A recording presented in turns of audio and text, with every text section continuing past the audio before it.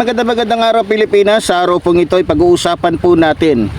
Ito na naman pong sinabi po ni Mayor Baste Duterte ng Davao City.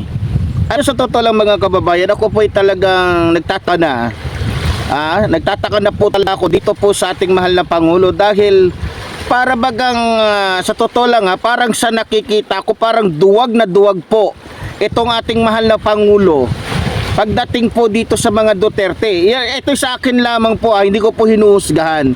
Kaya ko lang naman po kasi nasasabi to na parang umuurong po yung itlog ng ating mahal na Pangulo sa mga Duterte. Dahil kung titignan ninyo, sa simula't simula pa lang ng digmaan kontra Duterte ng mga Marcos, lagi nilang sinisiraan ng ating mahal na Pangulo. Lagi nilang sinasabihan ng mga masasakit. Lagi nilang pinagbabantaan. Kung bibilangin natin mga minamahal ko mga kababayan, hindi na po mabilang. Eto ngayon, meron na naman sinabi itong si Mayor Baste ng Davao City na ang sabi niya, adik daw itong ating mahal na Pangulo.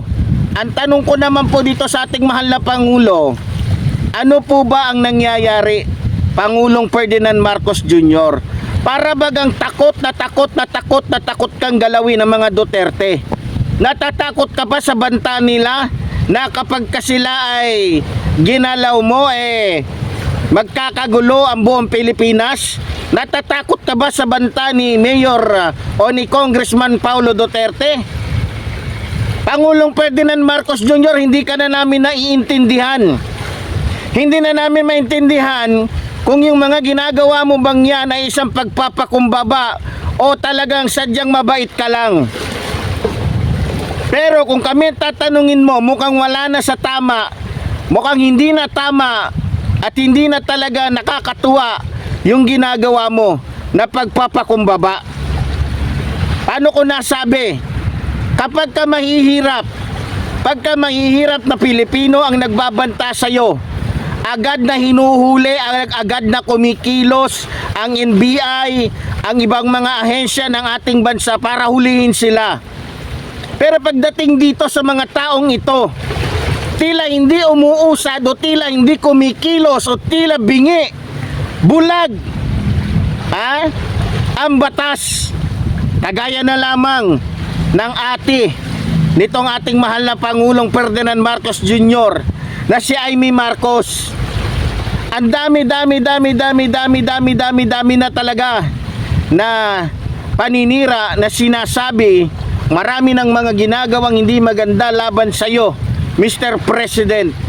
Pero tila nagiging parang sa tingin ko ay parang pinapalaki mo pa ang ulo nila. Hindi ko na maintindihan mga kababayan.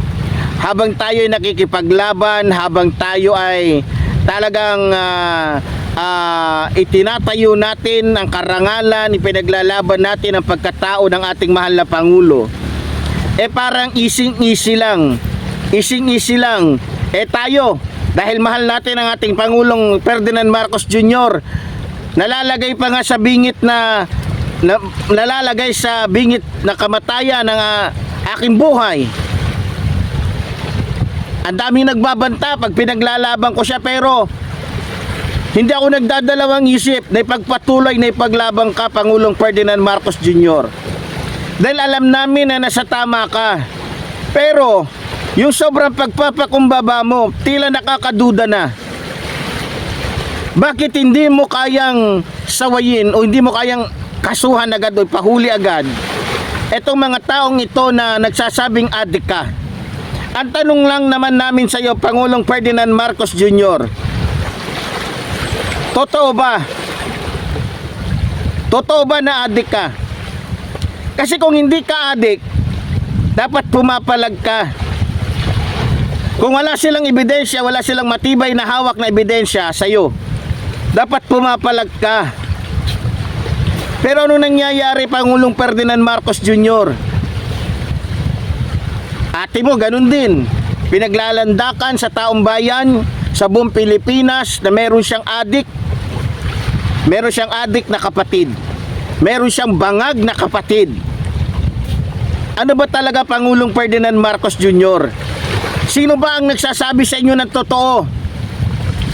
Kasi parang ang nakikita ng taong bayan sa'yo, natatakot ka sa mga Duterte, lalong-lalo na sa ate mo, na talagang grabe na sumira sa pangalan ninyo. Buong buo ha, magmula sa anak mo, sa asawa mo, sa'yo. Ipinakilala niya sa buong Pilipinas na kayo, buong pamilya ay mga adik, mga bangag. Pero anong ginawa mo? Anong ginawa mo, Pangulong Ferdinand Marcos Jr.? Wala kang ginawa. Bakit wala kang ginawa? Totoo ba? Kasi baka mamaya nakikipaglabang kami para sa'yo, pero mali pala yung pakikipaglaban namin dahil totoo pala yung sinasabi nila na isa kang bangag.